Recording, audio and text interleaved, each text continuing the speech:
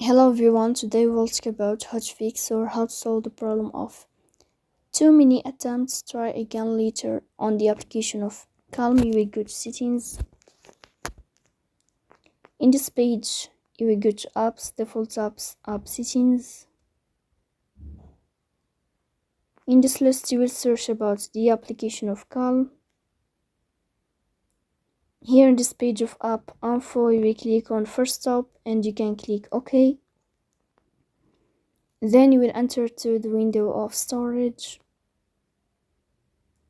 Here you will click on clear cache, but pay attention, don't click clear data because that can delete your account or can cause the errors in your app.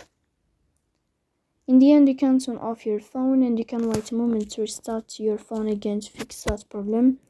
So please don't forget to support us by like and subscribe. See you next time.